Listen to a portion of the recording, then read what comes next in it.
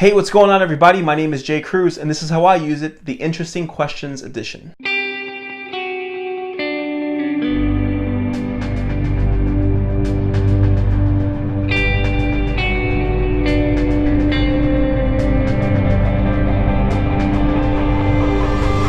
Throughout my 20+ year career, I've been asked a ton of questions, text messages from friends or through live performances. And in fact, it's what inspired my series and how I use it, because I'd get questions about certain gear or pedals, especially if they saw that I was using it. They'd say, hey, what do you think about this, that, or the other? And I'd respond saying, well, this is how I use it. And that's what got me thinking maybe other people might benefit from some of my opinions about certain products and how I tend to dial them in.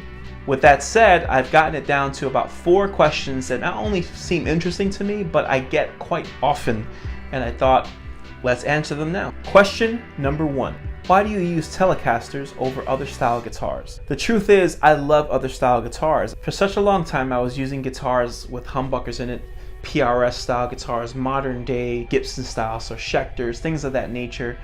Great pickups, great guitars, amazing, but I used them for so long, I just wanted to get away from humbucker guitars for a little while. That's when I delved into the world of single coils. The reason I've chosen a Telecaster was because I love that mid-range frequency. When you're at home and you're plugged into your amp, you may think it sounds kind of thin, maybe too twangy for your ears, but in a live mix and when you're trying to cut through a mix and your amp doesn't seem like volume is helping at all and everyone else is drowning you out, you're going to want mid-range frequency, and that's what the Telecaster gives me. It's my number one choice when I play live because I'm able to cut through the mix, hear myself without blasting my amp and blasting the eardrums of the people who are listening and my fellow musicians on stage. Question number 2. Have your tattoos affected your ability to get gigs? Yes, they have. The reality is that years and years ago when I was coming up, tattoos were not very popular, and I've been getting tattoos since I was very young. It was my choice. It was something that I felt proud to do and happy to do, and each tattoo on my body means something and it's something special to me, but other people didn't quite get it. I've been asked to cover myself up. I've been asked to remove earrings. I've been asked to remove hats. I was actually pretty much escorted off the stage once because of the way I looked. Nowadays, I don't really see it as a problem too much. It seems like in our society, tattoos have become almost acceptable, or at least looked upon as an art form. Therefore, people are not so judgmental when they see it. But here's the thing, I didn't allow my past and the things that happened to me and how I was judged for my tattoos allow me to become bitter. And I'm gonna take it a step further from tattoos. If you are a guitarist or a musician of any sort and you are hired to play a gig, it's important that you be willing to adapt to what that gig is all about.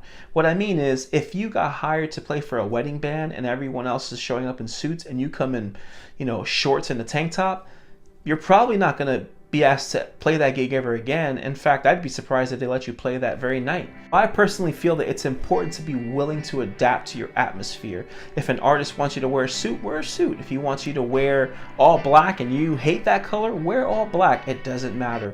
Being willing to adapt is going to make the artist feel good. There's nothing better as an artist when you have a band that supports you and your vision. So I encourage you not to be offended when someone says, hey man, your tattoos are a little vibrant, can we tone it down a little bit? All they're saying is, in this atmosphere, it's not going to be as accepted as it would be in another atmosphere, and we want to be able to let our music speak for itself and not be a distraction with our appearance. Question number 3.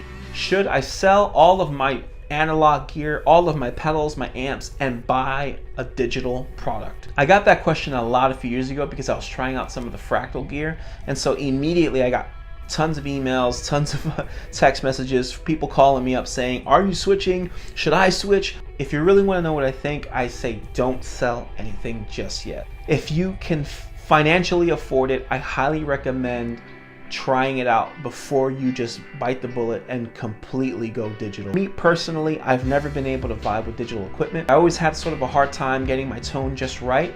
Even with the Fractal and Kemper stuff, they are amazing products, but the reality is that they're digital and there's something still digital sounding about it. Now, can you make it work? 100%, especially the Kemper. Of the 3 main digital products, such as the Line 6 like Helix, for example, the Fractal XFX, or the Kemper to me comes the closest. It's more like an amp, and so you're more prompted to use it like an amp versus the other products where you want to get rid of everything and use them as an all-in-one type of unit. I would choose the Kemper, but I wouldn't sell everything to buy it though.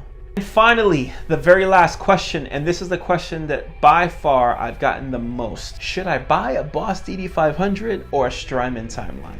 If I'm a smart man, I would not commit one way or the other, but since I only have like one subscriber, hi mom, thanks for watching, I'm gonna give you my honest opinion. I 100% love all Strymon products. I think they're amazing. They're kind of pricey, but I've never once bought a Strymon product and thought about the price tag after I used it. Once I heard it and played it, I go, yeah, totally worth it. I have no idea how it works. Those Strymon geniuses are amazing. But why did I choose the DD500 over the Timeline? Overall, I feel like the Boss DD500 can do a lot of what the Strymon does. It just takes time. The price tag is a little bit easier to deal with, right? Especially in the used market right now. You could buy a DD500 for nearly $200, $240, $250 max. Definitely worth researching at the very least. And I just felt like it was just as good, if not sometimes even better in terms of its usability. It was user-friendly, it was an amazing product, and it did just as much as what the Timeline could do. It's MIDI, and you get all that great Boss tone that we all love. I found that it was suiting my needs a little bit more than the Timeline would have. That's a controversial answer, and I know that I might get crucified on here, but it is what it is. Now, I want to know what you think. What are some of your favorite guitars to use? Why do you love certain pedals more than others? Please comment in this video. Let me know what you think. Start discussions. Get into fights down there. Say I'm ugly. Say I've got 4 eyes. I don't know. Whatever you think should be said in my comment section, go ahead and do it. Thank you so much for watching. This is how I use it. Interesting Questions Edition.